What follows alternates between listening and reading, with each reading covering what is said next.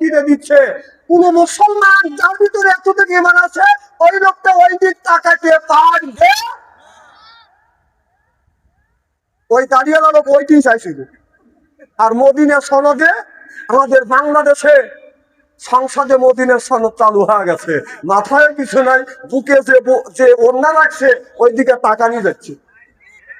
এই কথা বললি আমার কিছু ভাইদের কলিজায় লাগবে না। না, মুসলমানের দেশে এই অবস্থা যদি আপনার মেয়ে করতো, আপনার বোন যদি এরকম করতো, আপনার বউ যদি এরকম করতো, আমাদের মেয়েরা যদি করতো, আমার বউ যদি করতো, মেয়েরা যদি করতো, বাড়ি থেকে বের করতেন, বউ যদি করতো তালাক দিতে। কথা খারাপ বলতেছি নাকি? এইদিনে মদিনার সনদ। হ্যাঁ, বললেন কি আর করেন কি? আল্লাহর কাছে হিসাব দিতে হবে। যারা কথা দিয়ে কথা রাখে না তারা হলো মুনাফিক। কথা বলবে না। যারা কথা দিয়ে কথা রাখে না তারা কি মুনাফিক। আপনারা যদি কথা ধরে না রাখে আপনারা চিহ্নিত মুনাফিক হবে। আমার ভাইরা, মুসলমান ভাইরা, আল্লাহ হাবিবের কিয়ামতের ভালো করে লক্ষ্য করে শুনুন, আমলে নিয়তে বাগান শুনতে হবে।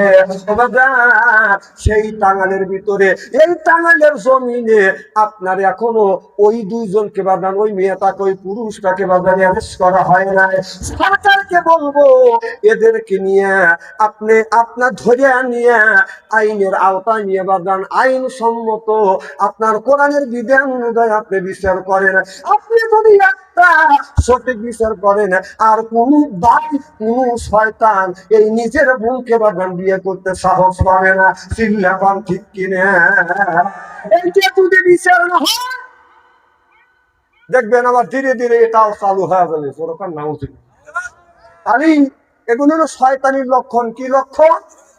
তাহলে যে আপন ভাই আপন বোনের সাথে বিয়ে যে করে তারা কি শয়তান। সরকার কি শয়তান। আমি তো হামুর সম্পর্কে আপনাদের জিন সম্পর্কে ধারণা দিয়ে আমি বাস্তবের সাথে কোরআন দিয়ে হাদিস দিয়ে আপনাদের বুঝে দিই। জিকির করুন লা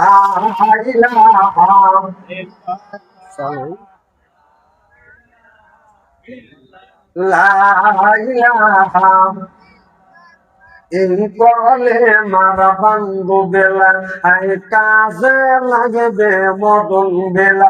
এই বলে মা রোশনীতে কবর হবে তোমার উজালা।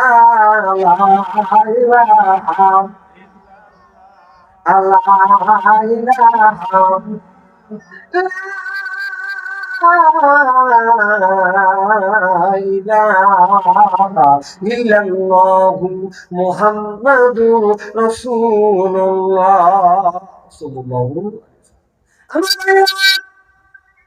আমার বিশ্ব নবী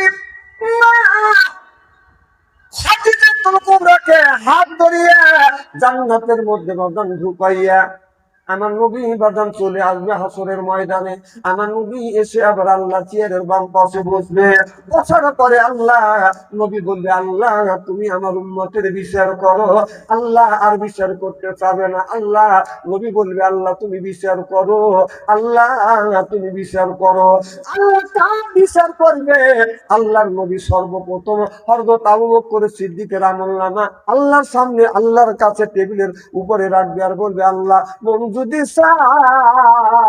ইচ্ছা যদি হয় আমলনামা দেখো, না হয় না দেখো। আল্লাহ নজর করে দেখবে। হযরত আবু বকর সিদ্দিকের আমলনামা দেখে আমার আল্লাহ খুশি হয়ে যাবে।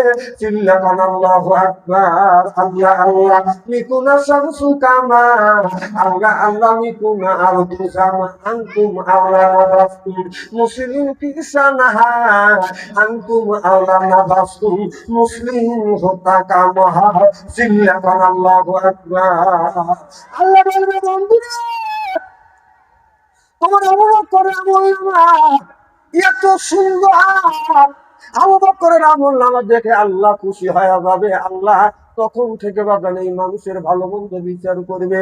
যারা ভালো মানুষ, যারা পাঁচ ওয়াক্ত নামাজ পড়ছে, রোজা রাখছে, হজ করছে, যাকাত দিচ্ছে, মিথ্যা কথা বলে না, এই বিবিকে পর্দায় রাখছে, নিজের জীবনটাকে কোরআন দিয়ে বাদাম পরিচালনা করছে, তাদের বিচার করবে।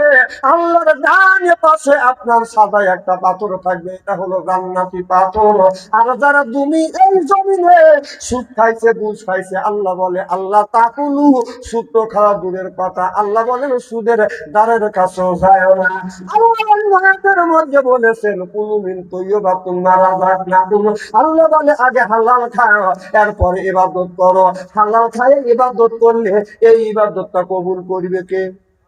হালাল না খাইয়ে, হারাম খাইয়ে যদি আপনি ইবাদত করেন, আল্লাহর কসম করে বলতেছি, যতই নামাজ পড়েন, রোজা রাখেন, আপনার ইবাদত আল্লাহর দরবারে কবুল হবে না। কুলুমিন তৈয়বাতুন মারাযাকনাকুম, আগে হালাল খাও, এরপরে ইবাদত করো আমার আল্লাহ।